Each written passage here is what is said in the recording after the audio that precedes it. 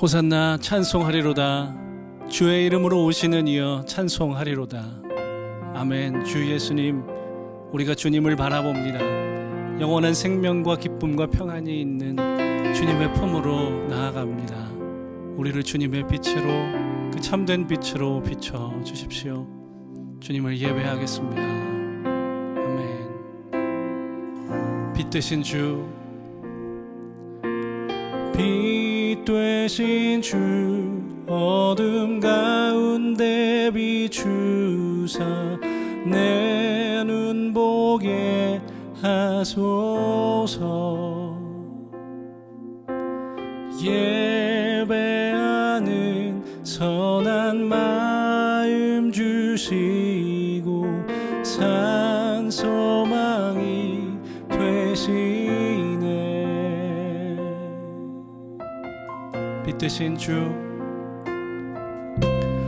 빛 되신 주, 어둠 가운데 비추사 내 눈 보게 하소서. 예배하는 선한 마음 주시고 산 소망이 되시네.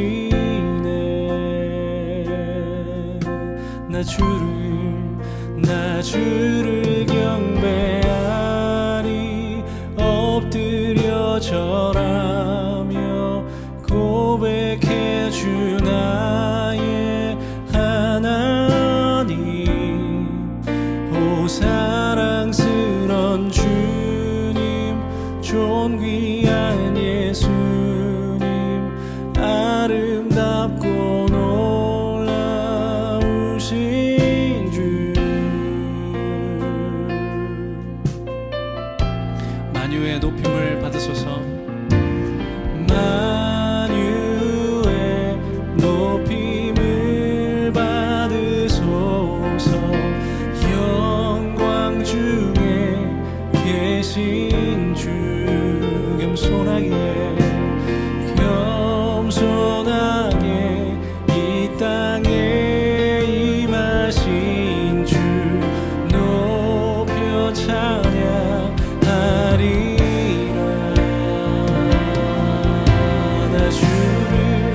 나 주를 경배하리. 엎드려 절하며 고백해 주 나의 하나님. 오 사랑스런 주님, 존귀한 예수님, 아름답고 놀라우신 주. 나 주를 경배하리. 엎드려 절하며 고백해 주 나의 하나님. 오 사랑스런 주님, 존귀한 예수님, 아름답고 놀라우신 주.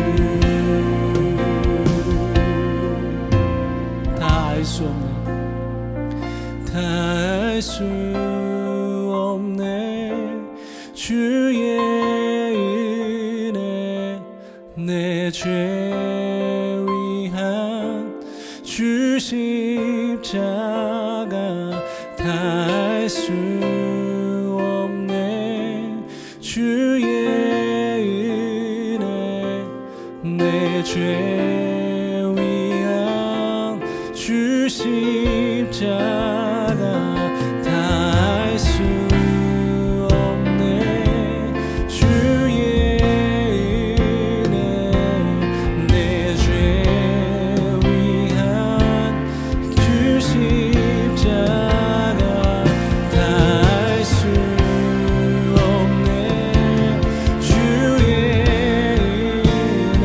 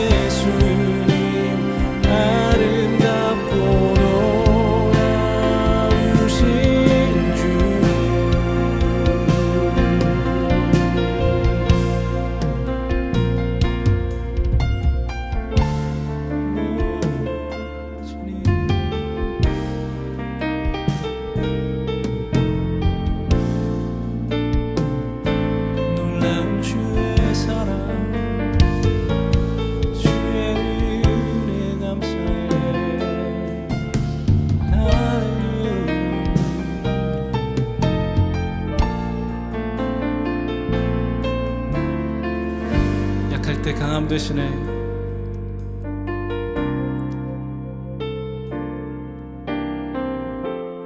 약할 때 강함 되시네. 나의 보배가 되신 주 나의 모든 것. 주 안에 있는 보물을 나는 포기할 수 없네. 주 나의 모든 것. 예수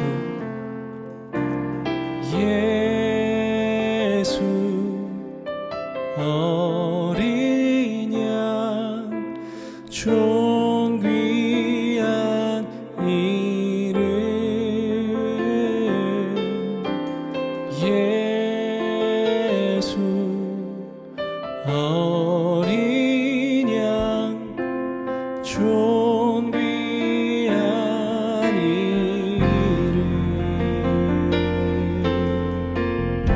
십자가 죄사하셨네. 십자가 죄사하셨네. 주님의 이름 찬양해. 주 나의 모든 것.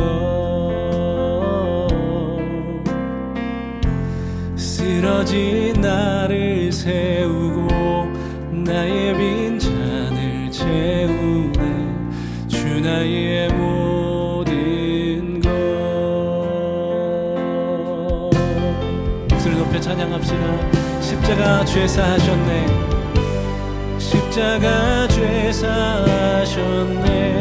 주님의 이름 찬양해. 주 나의 모든 것. 쓰러진 나를 세우고 나의 빈잔을 채우네. 주 나의 모든 것. 예수 예수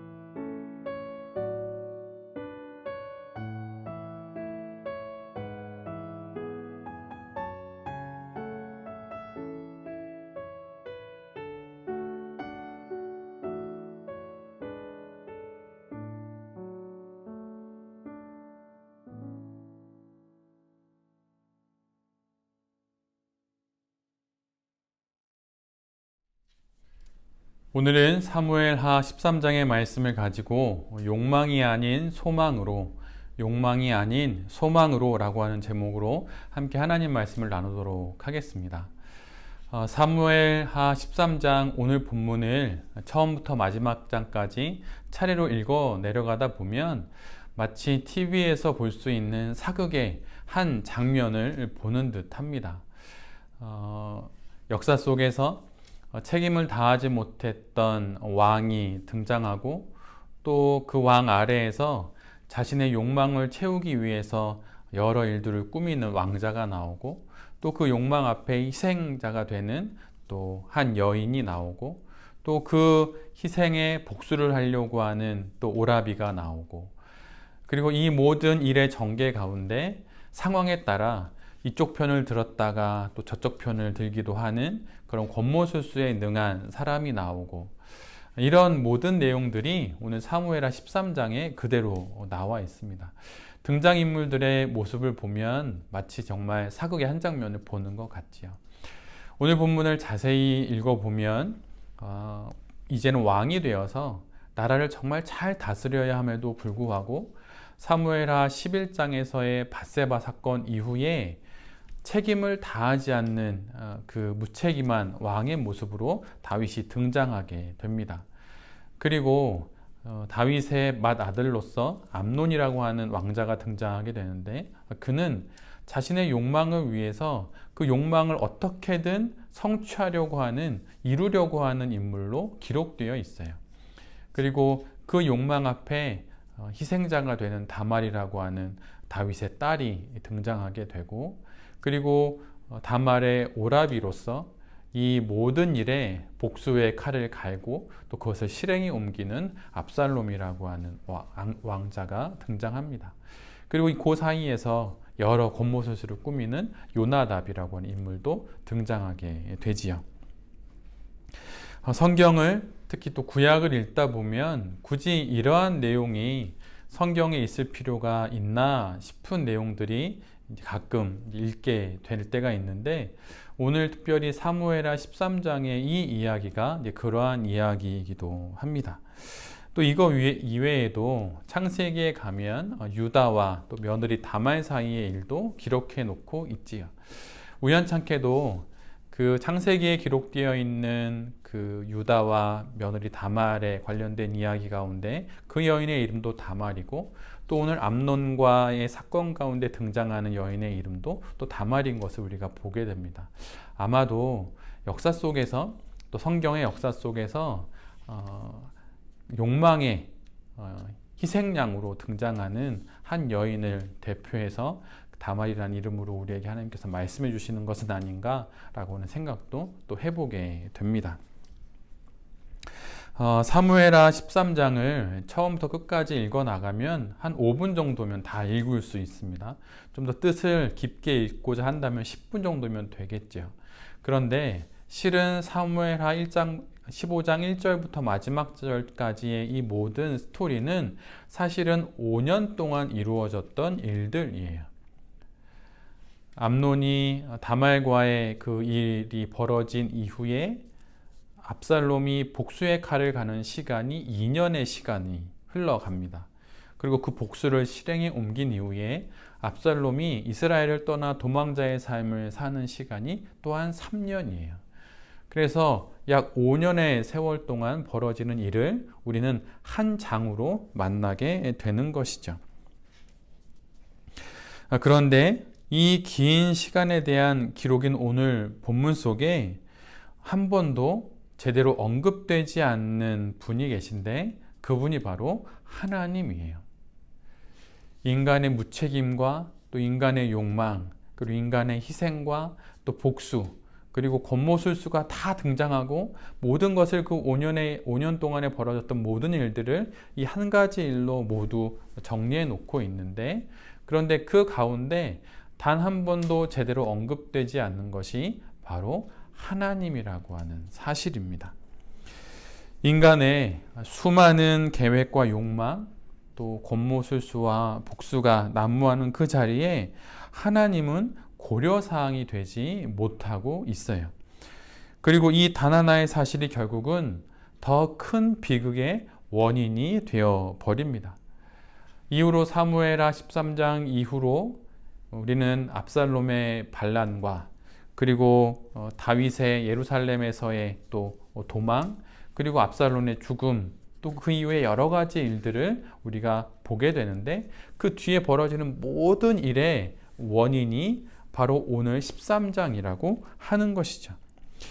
인간의 하나님 없는 욕망의 추구와 하나님 없는 복수라고 하는 것, 또 하나님 없는 인생이라고 하는 것이 어떠한 결론을 낳게 되는지를 오늘 성경은 우리에게 그대로 보여주고 있어요. 특별히 이 모든 것들 가운데 이 모든 것의 원인이 되는 것은 한 사람 암논의 욕망이 가장 큰 원인이 되었지요. 공생의 시절에 예수님께서는 당신의 십자가에서의 죽음을 한 3번에 걸쳐서 예고를 하십니다. 순환 예고라고 하는데, 제자들에게 당신께서 앞으로 어떠한 고난을 겪고 어떻게 십자가에 오르셔서 그 이후에 어떻게 부활하실 것인지를 3번에 걸쳐서 제자들에게 아주 자세히 설명해 주십니다. 그런데 제자들은 예수님의 그 말씀을 듣고 아주 짧게만 근심할 뿐 주님의 죽으심과 부활에 대한 그 생각들을 마음에 새기지 않았어요. 그리고 그 제자들은 오히려 예수님의 예루살렘에서의 그 죽음을 향한 그분의 그 길 위에서, 그 도상에서 예수님의 순환의 얘기를 들음에도 불구하고, 또 들었음에도 불구하고 그 가운데 끊임없이 자신의 욕망을 끊임없이 드러내놓고 있습니다. 마가복음 9장 33절로 34절의 말씀을 제가 개역개정으로 읽어 드릴게요. 가버나움에 이르러 집에 계실새 제자들에게 물으시되 너희가 길에서 서로 토론한 것이 무엇이냐 하시되 그들이 잠잠하니. 조금 전 제자들은 자신들이 따르는 스승의 죽음과 그분의 십자가에서의 처형, 그리고 부활의 이야기를 들었습니다. 그런데 그들은 그 이야기를 듣고 잠시 근심에 잠겼지만 이내 다시 그 길 위에서 논쟁을 벌였어요. 근데 그 논쟁의 이야기가 무엇이었냐면 소위 누가 더 큰 자이냐라고 하는 논쟁이었다는 사실입니다. 그것도 모든 사람들이 바라보는 그 길 위에서, 그 길 한복판에 서서 그들은 너가 크니 내가 크니 이런 논쟁을 벌였다고 하는 거예요. 예수님의 순환의 이야기를 들었음에도 말이죠. 아마도 지나가는 사람들이 매우 이상하게 여겼을 것입니다. 예수님의 제자라면 예수님의 가르침을 따라 그 의미가 무엇이고 십자가의 삶을 살라 하시니 그 삶을 어떻게 살아야 하는지 고민해야 하는데, 그런 고민이 일순간 다 사라져 버렸어요. 바로 누가 더 큰 자가 되느냐라고 하는 그 욕망에 사로잡혀서 말이죠. 자신에게 불이익이 닥치니 염치도 없어지게 된 것입니다. 욕망에 눈이 멀으니 부끄러움도 없어지게 된 것이죠. 누가 더 높은 자리에 앉고 또 내가 그 자리에 앉을 수 있는지 그 논쟁들을 벌이게 된 것이에요. 스승의 죽음 앞에서, 하나님의 아들의 그 죽음의 앞에서 욕망을 말하고 있는 것입니다. 마지막 예수님의 순환 예고는 예루살렘으로 올라가시는 그 길에서 하시게 돼요. 제자들은 그 길 위에서 누가 더 큰지를 말했지만 주님은 아무런 말씀 없이 당신이 걸어가야 할 그 십자가의 길을 계속 걸어가십니다.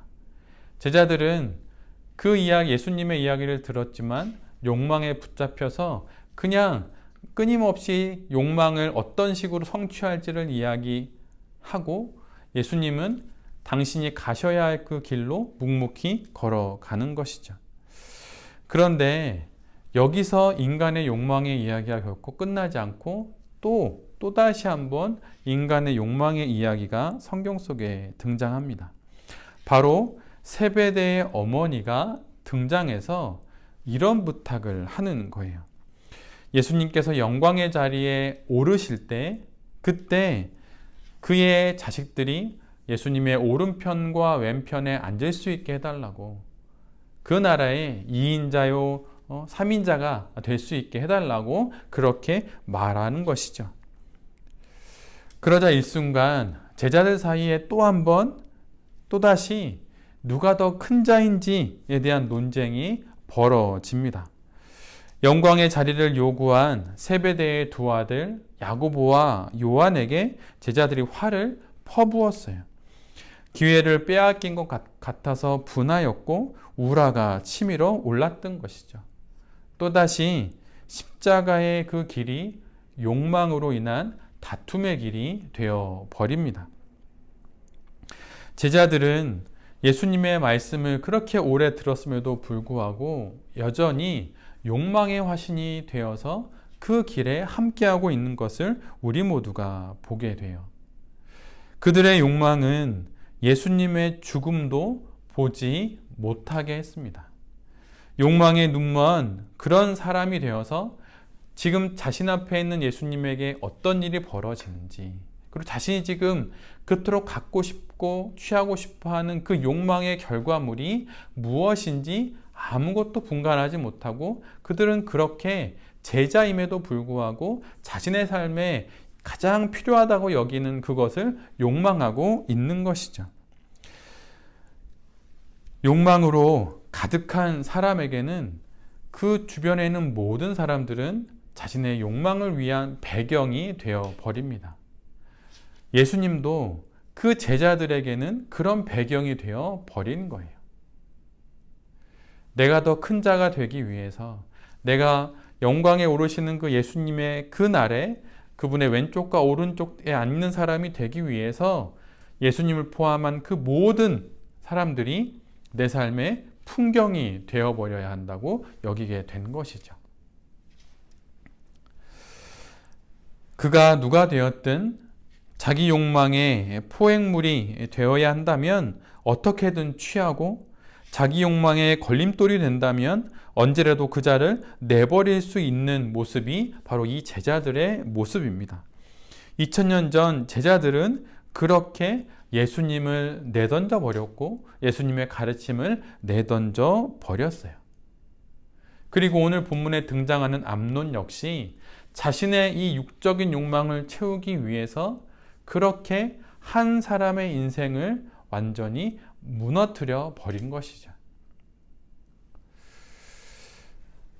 영안이 어두워지면 육안이 2배로 밝아진다는 말이 있습니다. 여러분 한번 생각해 보세요. 영적인 눈이 어두워지면 육적인 눈은 2배로 밝아진다고 하는 거예요. 내 안에 하나님을 바라보는 그 영혼의 시력이 떨어지면 세상을 향한 시력이 같이 떨어지는 게 아니고 그것이 훨씬 더 잘 보입니다. 그래서 하나님을 향해서 눈을 감으면 세상을 향하여서 눈을 뜰 수 있는 거예요. 영적인 안목이 어두워지니 육적인 안목이 밝아져서 나의 삶을 위한 욕망을 채우는 모든 수단과 방법을 동원하게 되는 것입니다. 제자들은 비록 3년을 예수님과 함께 밥 먹고 함께 자고 예수님의 가르침을 바로 옆에서 들었지만 지금 그들의 육적인 안목이 밝아진 모습을 우리에게 그대로 보여주고 있어요. 내가 이루고 싶고 내가 오르고 싶고 내가 갖고 싶은 바로 그 욕망 앞에 영혼의 눈이 어두워지니 육적인 안목이 밝아져서 어느 누구보다 아주 큰 욕망의 거인이 되어 모든 것을 취하려고 하는 것이죠. 마치 큰 블랙홀처럼 주변에 있는 모든 사람들의 인생을 내 욕망을 이루기 위한 수단과 방법으로 다 빨아들이는 것입니다. 그리고 나의 욕망을 이루기 위한 그 길에 장애물이 된다면 그가 누가 되었든 제거해 버릴 수 있는 것이죠. 예수님의 십자가의 그 길에 걸으시는 예수님의 그 걸음조차도 자신의 욕망의 걸림돌이 되면 언제든 막아설 수 있는 거예요. 그 모습이 제자들의 삶 가운데서 우리가 모두 보고 있는 모습이죠. 그렇다면 우리는 어떠한가요? 물론 우리 가운데 암논처럼 그렇게 육적인 욕망을 채우려고 하는 사람들은 많지 않을 것입니다. 그건 일종의 범죄이기도 하고 아주 큰 문제를 야기하는 것이기 때문이에요. 고대 사회, 물론 지금 사회에도 그런 일들이 있기는 있지만 고대 사회에 더 그런 일들이 비일비재했다고 볼 수 있겠죠. 그런데 그런 한 사안으로만 볼 것이 아니라 내 안에 있는 영안이 어두워져서 갖게 된 내 안의 그 욕망들, 그것들을 바라볼 때 나의 모습은 어떠합니까? 영적인 시력을 더 좋고 더 밝게 가지려고 애쓰지 않게 되면 우리의 육적인 시력은 더 밝아질 수밖에 없어요. 여러분, 가끔 시력이 안 좋아지는 경우들이 있죠. 그런데 소위 짝눈이라고 해서 왼쪽 시력은 엄청 좋은데 오른쪽 시력이 안 좋은 경우가 있어요. 그 차이가 많이 나는 경우가 있죠. 그런데 그럴 때 나타나는 현상이 있는데 그것은 잘 안 보이는 눈은 쓰지 않고 잘 보이는 눈만 쓰게 된다는 것입니다. 그래서 앞을 주시할 때 이렇게 봐야 하는데 오른쪽 눈이 잘 안 보이고 왼쪽 눈만 잘 보이니까 무의식적으로 왼쪽 눈으로만 그 사물을 보려고 이렇게 왼쪽 눈을 쓰게 돼요. 근데 우리의 영적인 생활에도 마찬가지입니다. 하나님을 향한 영혼의 눈이 어두워지면 그 눈은 자꾸 마치 퇴화되는 것처럼 되고 왼쪽 눈, 세상을 향한 눈을 더 많이 밝게 사용하게 되는 거예요. 그러다 결국 영원한 하나님 나라에 대해서 눈을 감고 세상을 향하여서는 아주 밝은 눈을 가진 사람이 되는 것이죠. 십자가에 이르는 그 길을 볼 수 있는 영혼의 눈이 없으니 세상을 향한 그 길로 우리의 시력이 밝아져서 그 길로 내달리게 되는 것입니다. 하늘에 대한 소망이 없으니 세상을 향한 욕망으로 살아가게 되는 거예요.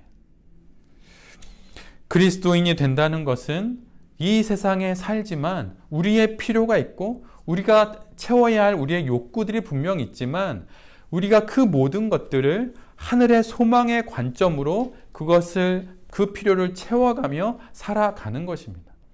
그래서 욕망이 아닌 소망으로 이 세상을 살아가는 것이죠.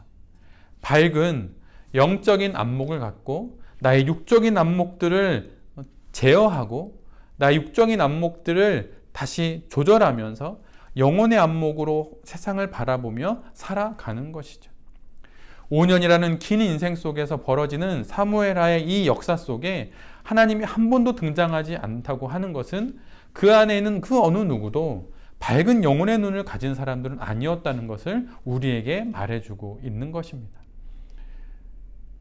그것이 그런데 어찌 이 사무엘하에 등장하는 이 사람들만의 일이겠어요?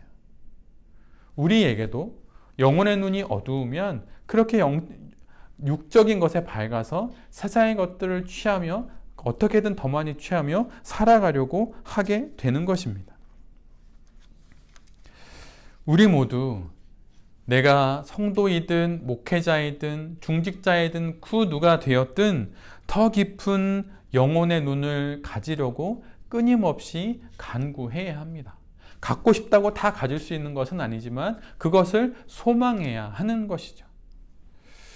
훗날 주님과 함께 우리가 걸어온 이 땅의 길을 뒤돌아볼 때 그 길 위에 우리가 내려놓은 수많은 욕망의 흔적들이 분명 있어야 할 것입니다. 그리고 그렇게 우리가 우리의 인생길에 내려놓은 수많은 그 욕망의 흔적들로 인하여 하늘로 올라가는 천국으로 가는 그 좁은 문을 우리 모두가 들어갈 수 있는 것이죠. 더 좋은 그리스도인이 된다는 것, 그것은 이 땅 가운데 욕망이 아닌 소망의 사람이 되어서 살아간다는 의미입니다.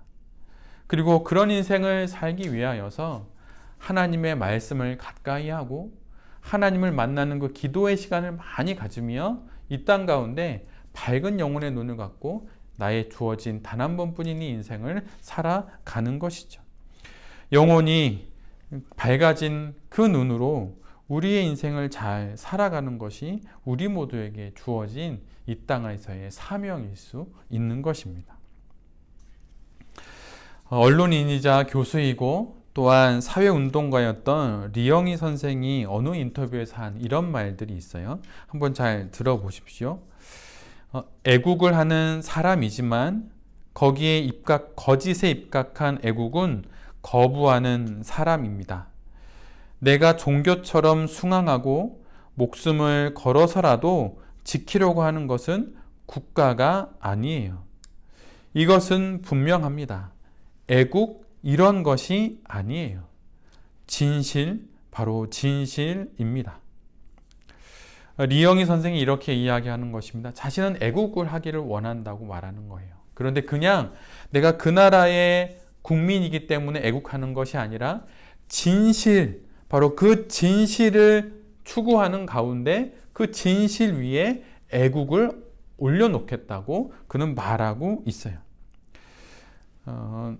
올해를 기준으로 하면 대략 전 세계엔 한 206개 정도에 되는 나라가 있다고 말하고 있습니다. 그런데 200여 개가 넘는 나라들이 제각기 자신의 나라에 대한 애국심만 말한다면 온 세계가 어떻게 될까요? 순식간에 온 세상은 전쟁터가 될 것입니다. 지금 안타깝게도 우크라이나와 러시아 사이에 벌어지고 있는 이 일도 그렇게 어긋난 나라에 대한 생각으로부터 시작된 것이라고 볼 수 있죠. 물론 그 나라를 다스리는 통치자의 잘못된 판단, 또 그의 욕망, 이것도 원인일 수 분명 있을 것입니다. 그런데 자신의 마음 안에 애국, 또 국가, 단순히 이런 것만을 중심에 놓는 순간 이런 아주 비참한 일들이 벌어지게 되는 것이죠. 아우구스티누스가 이런 말을 했어요. 죄인이란 자기 자신 안으로 꼬인 인간을 이르는 말이다. 죄인이란 자기 자신 안으로 끊임없이 꼬여 들어간 사람이 바로 죄인이라고 하는 거예요. 내 안에 있는 애국, 내 안에 있는 내 나라, 이런 생각으로 그 모든 방법과 방식들을 합리화하는 것처럼 내 안에 나라고 하는 존재를 위해서 모든 것들을 수단화하고 도구화하는 것, 그러니까 자기 안으로 꼬인 사람이 바로 죄인이라고 하는 것이죠. 달리 말하면 온 세상을 자기 중심으로 살아가는 사람이 바로 죄인이라고 하는 거예요. 이 땅에서의 나의 삶을 위해서라면, 그리고 이 순간 나의 삶에 필요한 유익과 내 욕망의 성취를 위해서라면 타인의 삶이 어떻게 되든, 또 내 안에는 애국이라고 하는 이 말을 이루기 위해서 타국의 다른 나라의 모습은 어떻게 되든 상관없이 그렇게 살아가는 것 자체가 바로 죄라고 하는 것입니다. 타인의 삶이 어떻게 되든 자신의 삶만 잘 이어져 갈 수 있다면 이것이 세상을 사는 능력이요 실력이라고 말하는 것이 바로 죄인의 속성이라고 하는 거예요. 그리고 심지어 신이신 하나님마저도 내 인생을 위해서라면 필요에 따라 취사 선택할 수 있다고 말하는 그러한 사람들이 바로 죄인이라고 하는 것이죠.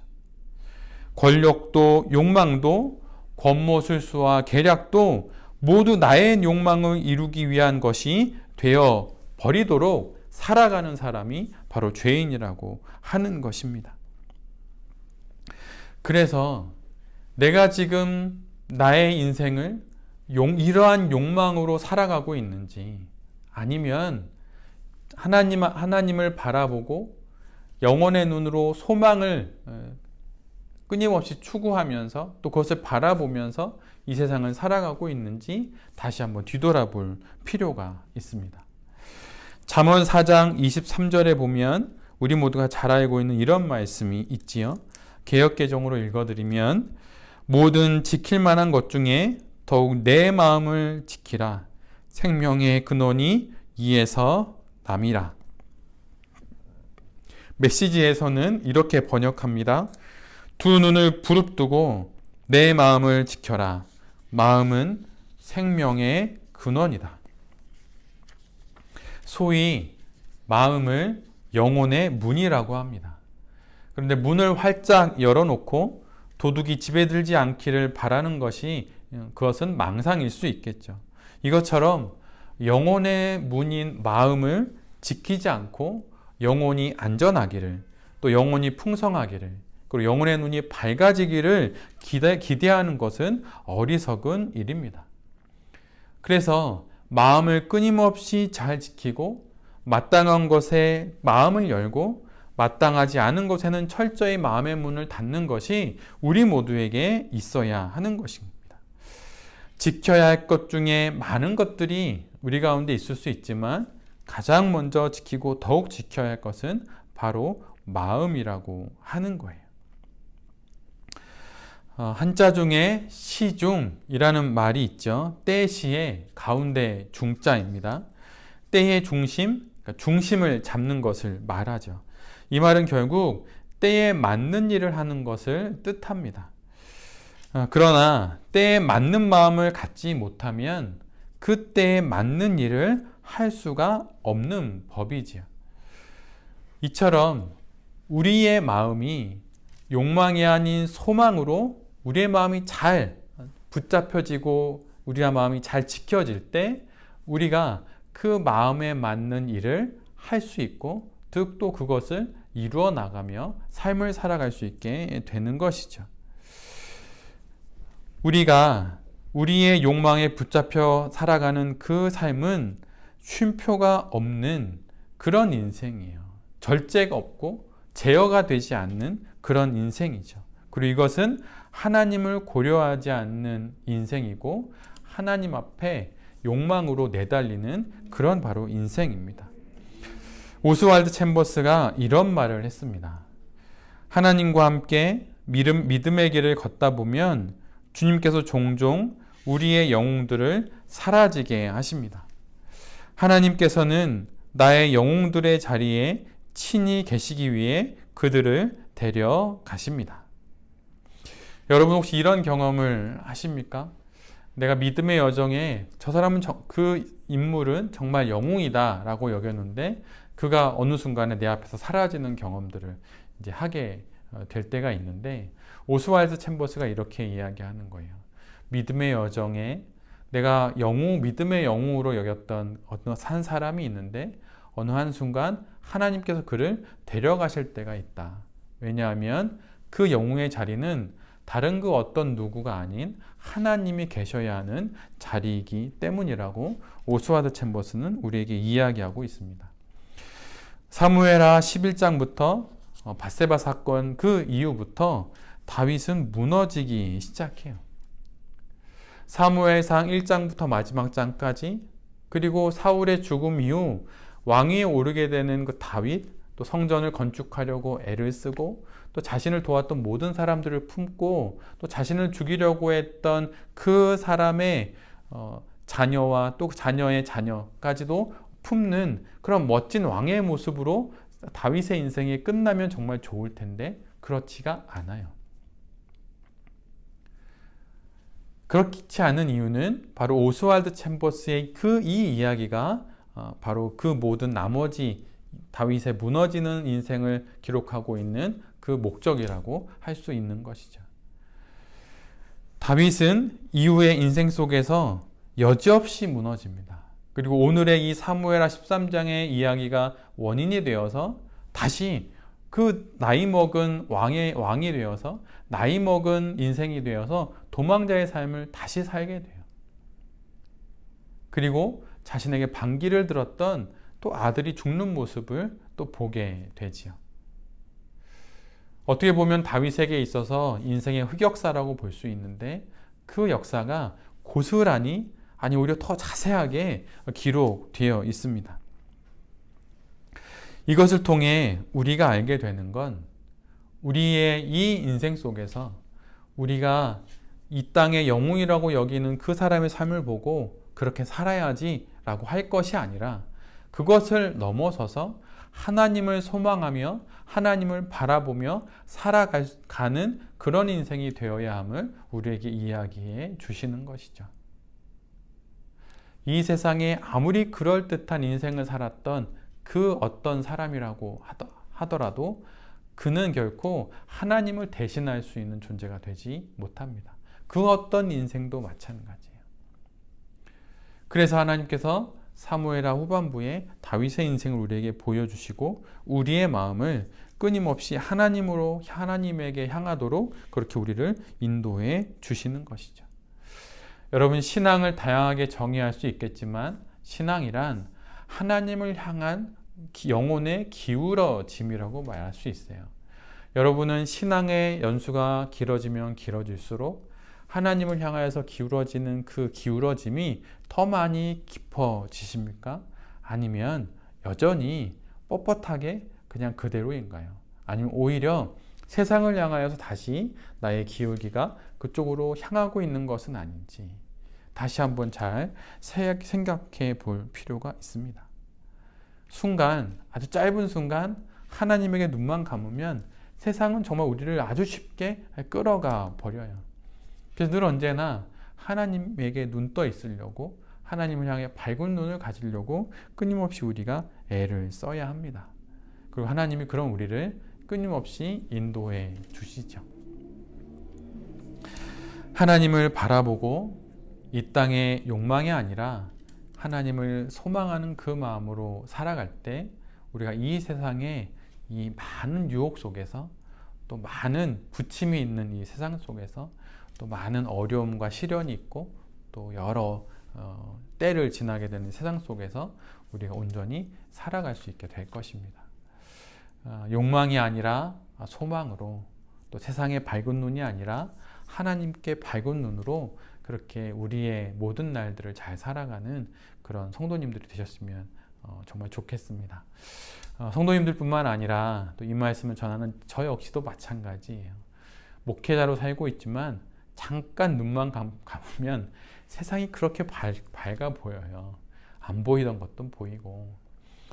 그런데 우리 모두가 더 많이 밝아야 하는 건 하나님 나라고 그리고 예수 그리스도입니다. 그럴 때 하나님을 향하여 밝은 눈을 가질 때 이 세상을 향하여서 어떤 삶을 살아가야 하는지 하나님께서 우리에게 더 잘 알려주실 것이고 우리의 필요 역시도 어떻게 취해야 하는지 잘 알려주시게 될 것입니다. 이 말씀을 듣는 모든 성도님들과 또 이 말씀을 전하는 제 자신이 욕망이 아니라 소망으로 우리에게 주신 이 인생의 모든 때들을 잘 살아가고 특별히 유혹의 때도 잘 지나가는 그런 우리 모두가 될 수 있기를 간절히 기도드립니다. 아멘. 제가 기도하겠습니다. 주님, 세상을 향한 욕망으로 가득한 우리의 눈을 주님 멀게 하여 주시옵소서. 더 많이 갖고 더 높이 오르려는 욕망을 다 내려놓기를 간절히 소원합니다. 그 대신 더 밝은 영혼의 눈을 가져서 하나님 나라를 사모하며 하루하루 인생의 모든 때를 살아가게 하여 주시옵소서.